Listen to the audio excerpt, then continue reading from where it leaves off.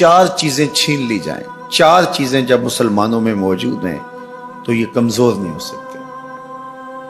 ایک قرآن مجید، یہ ان کی وحدت کی ضمانت ہے، اور یہ کتاب ان کی وہ ایسی پاکیزہ اور متحرک اور فعال تھیوری ہے جو کبھی بھی فرسودہ نہیں ہوتی، اور ہر دور کی ضرورت کو یہ کتاب پورا کرتی ہے۔ اور یہ اس غیر متبدل کتاب کے ذریعے سے گرے ہوئے بھی اٹھ پڑتے ہیں۔ تو اس کتاب کو اگر ختم کر دیا جائے تو یہ تسخیر کیے جا سکتے ہیں۔ دوسری بات، ان سے حج ختم کر دیا جائے۔ حج ان کی وحدت کی علامت ہے، ان کی شان و شوکت اور شکوہ مسلم کی ضمانت ہے، لہذا حج ختم کر دیا جائے تو ان کو تسخیر کیا جا سکتا ہے۔ تیسری بات، ان سے جہاد کا خاتمہ کر دیا جائے۔ جہاد ختم ہو جائے گا تو یہ کمزور ہو جائیں گے۔ چوتھی چیز، ان کے سینے سے عشق رسول چھین لیا جائے، محبت رسول اس کے سینے سے کھینچ لی جائے۔ اگر یہ دولت نہیں رہے گی تو یہ مٹی کے مجسمے ہوں گے اور ان کے اندر کچھ نہیں ہوگا۔ وہ فاقہ کش جو موت سے ڈرتا نہیں ذرا،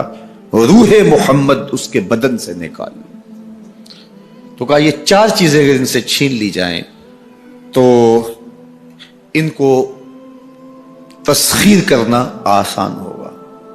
اب ان میں سے 2 چیزوں پر جب محنت کی گئی تو جہاد کے خاتمے کے لیے مسلمہ پنجاب مرزا قادیانی کو کھڑا کیا گیا، اور اس کا کام یہ تھا کہ مسلمانوں کی ذہن سازی کرے کہ جہاد ختم ہو گیا ہے۔ اور وہ خود لکھتا ہے کہ میں نے جہاد کی ممانعت پر اتنا کچھ لکھا ہے اور اطراف و اکناف میں بھیجا ہے، اگر وہ جمع کرنا ممکن ہو تو 300 الماریاں بھر جائیں۔ اتنا کچھ میں نے جہاد کی ممانعت میں لکھا ہے۔ تو وہ اس ایجنڈے پہ آیا تھا، نادیدہ ہاتھ اس کو لے کر کے آئے تھے، اور وہ ایک شخص نہیں تھا، 3 شخص تھے جن کا انٹرویو کیا گیا۔ سب سے مناسب یہ لگا تو اس کو انہوں نے جو ہے وہ اس کام کے لیے متعین کیا، اور جتنی بھی اس کو مالی ضروریات تھی اور حکومت کی سپورٹ تھی وہ میسر تھی۔ اسی طرح بہاءاللہ کو حج کے ختم کرنے کے لیے وہاں ایران میں کھڑا کیا، اور اس نے جگہ جگہ کعبۃ اللہ کے ماڈل بنائے اور کہا اتنی دور سفر کر کے جاتے ہو، یہیں گھوم لیا کرو، تمہارا ذوق پورا ہو جائے کرے گا۔ اب یہ 2 لوگوں کو نادیدہ ہاتھوں نے ان 2 چیزوں کو ختم کرنے کے لیے، جہاد اور حج کو ختم کرنے کے لیے تیار کیا تھا، اور ان کے اوپر اس زمانے کے اندر انہوں نے کروڑوں روپے لگائے تھے۔ اب جب وہ مر بھی گئے ہیں تو ان کے متبعین کو وہ اسی طرح سپورٹ کر رہے ہیں، اس لیے ان کے متبعین جو ہیں وہ موجود ہیں۔ باقی جس نے بھی ادعائے نبوت کیا پاگل پن کی وجہ سے، یا جو ہے وہ اس کے اندر کوئی صلاحیت تھی تو وہ تکبر میں آ گیا، تو اس پاگل پن کی وجہ سے اس نے اعلان کیا، جب وہ گیا تو سلسلہ ختم ہو گیا۔ لیکن یہ جو 2 لوگ تھے، ان کو باقاعدہ نادیدہ ہاتھوں نے کاشت کیا تھا اور پھر پانی دیا تھا،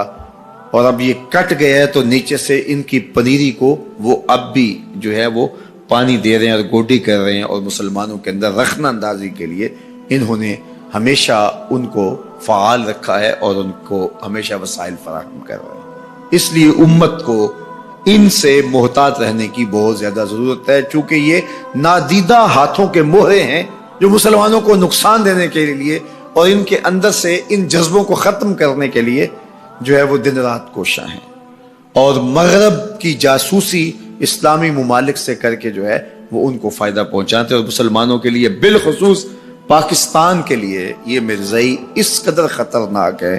کہ علامہ اقبال علیہ رحمہ نے اس زمانے میں کہا تھا، ابھی پاکستان بننے جا رہا تھا، آپ نے کہا تھا کہ مرزائی اسلام کے بھی غدار ہیں، پاکستان کے بھی غدار۔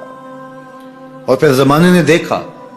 علامہ اقبال علیہ رحمہ تو 1938 میں انتقال کر گئے، لیکن 47 میں پاکستان بنا تو لوگوں نے دیکھا کہ ان لوگوں نے پاکستان کی مخالفت کی، اور جب پاکستان ٹوٹا، 2 ٹکڑوں میں تقسیم ہوا، تو اس وقت قادیاں میں چراغاں کیا گیا، انہوں نے خوشی کا اظہار کیا۔ پاکستان ایٹمی طاقت بنا تو وہاں سوگ منایا گیا، اور آج بھی یہ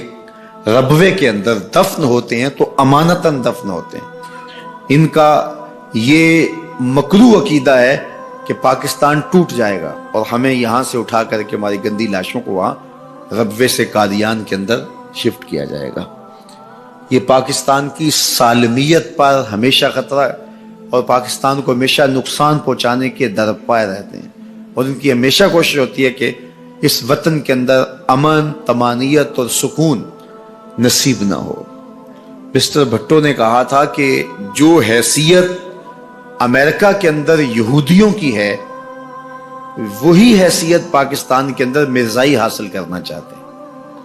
حکومت بھلے کس کی بھی ہو، لیکن یہ پاکستان کے اہم مناصب پر فائز ہو کر کے